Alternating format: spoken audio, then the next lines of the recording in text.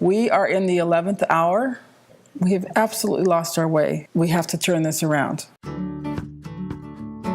In any healing journey, we start with the food, with a nutrient-dense food.